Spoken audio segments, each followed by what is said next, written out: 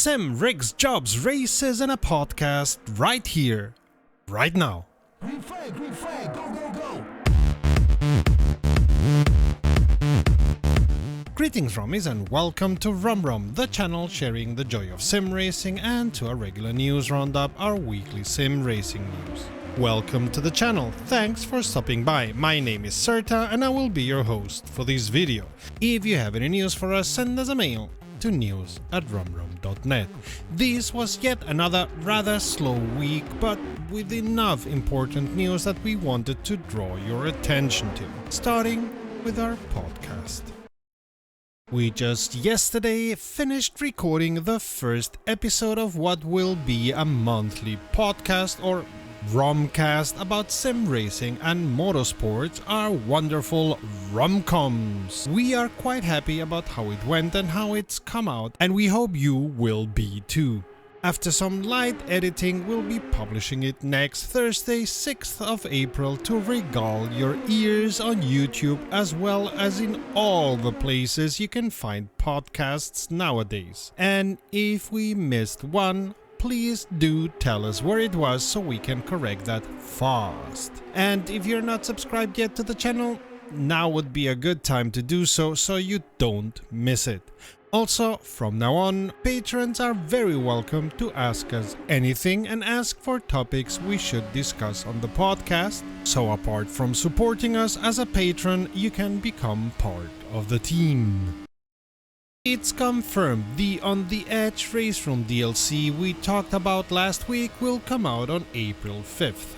That's right, this week. And if you want to know a lot of background about KTM and the KTM Crossbow, follow the link to the KW Studios' extensive information about it in our description. Another one announcing new things to come is Dakar Desert Rally, who at some as yet unspecified time in April announced a classic car pack 1, not nearer defined performance improvements and a fix to the garage crash safe issue on PC, while promising they are still working on the roadbook editor and other roadmap features. Judging by the usage numbers, these all feels like too little, too late to us, but time will tell. Continuing with their trend to release branded products, Next Level Racing are going to release different rigs branded after Ferrari, starting with the FGT Elite 16 Scuderia Ferrari, made of aluminum extrusion. Strangely enough, shown in a position that fits more a Formula way of sitting than a GT one. Next Level Racing promises near infinite adjustability and customization options, thus breaking our bullshit meter, as it could not withstand the trillions of Terra BS in the press release. Available from May on, it'll burn a hole in your bank account about the size of 1,500 euro, 1,300 USD, 1,700 Australian dollar or 1,300 GBP. Add to that the seat with a Ferrari logo where your head will rest, so if you are bald you'll get an instant tattoo, will burn yet another hole as big as 550 euro, 500 US dollar, 700 Australian dollar or 500 GBP. Ouch. If you want to be part of the makers of sim racing and are able to develop software using C++, thriving Tampere in fantastic Finland is waiting for you in the form of a job with SimuCube, makers of excellent sim racing hardware. See the link to LinkedIn in the description of the video. Well, look at that. The weather is getting warmer in the northern hemisphere and still more people are racing than in February. Slightly, but still. Of course, and as was to be expected, Automobilista 2 gets a boost from the update as people who hadn't touched it for a while came back to check out the new content, while Race Room continues sinking even after December's DLC. We'll have to see if that strangely composed On the Edge DLC in April is going to change the ever-continuing downwards trend. Also, moving slightly downwards is rFactor 2.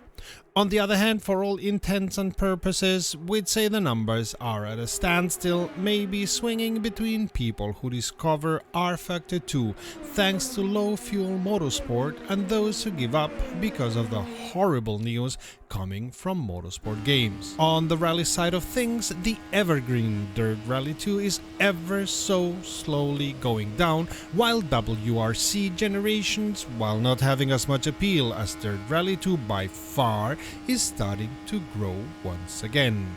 For the rest, as well as the overall amount of drivers, the numbers are keeping stable, near enough to the highest numbers to make it clear this is not the start of any downward spiral or slump in any way, just what it's called a sideways movement.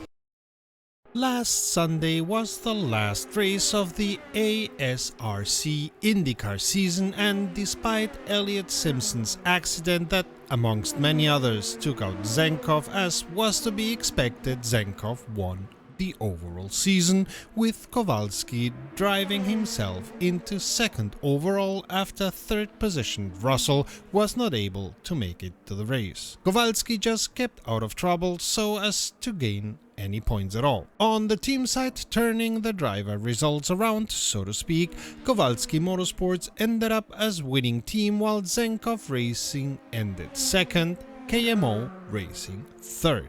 And congratulations to Pablo Lopez Garcia on winning his first race of the IndyCar season. Keep your eyes open for more ASRC racing in May.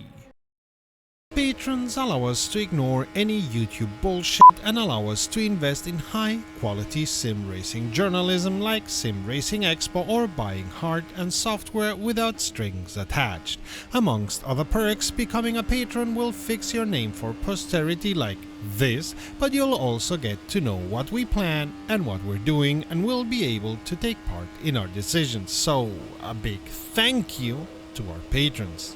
If you come here regularly, please consider subscribing. Hot on the heels of the Q1 drop, Studio 397 informs us about what they plan to have in the Q2 drop with regards to updating and upgrading the sim.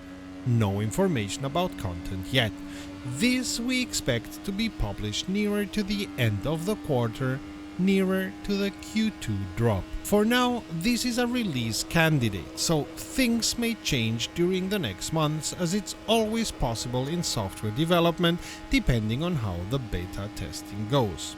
Studio 397 have worked on the photo mode and corrected some errors, have put a key combination in place so you can toggle the showroom background on and off, and fixed 2 crash situations of the sim, not in race, when changing resolutions. Also, there's now a VR specific config file which we suppose will get expanded in the future. While they were at it, the developers also cleaned up the whole of the config app. Not much in the realm of physics, just some fixes so that battery consumption is shown correctly when driving electric cars. On the other hand, a lot has been done to the graphics, with shaders being worked upon and a lot of detailed changes or corrections in the cockpit view, especially in the readouts. They also did a lot of changes in the AI behavior, especially regarding the behavior towards other cars on road courses, as well as the way the AI uses the throttle so as to make their driving more stable.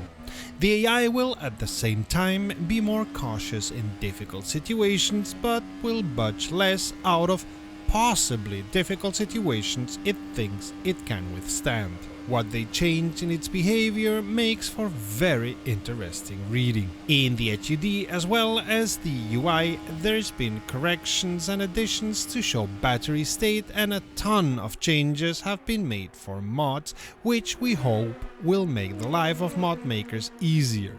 All the details can be found in the description of the video.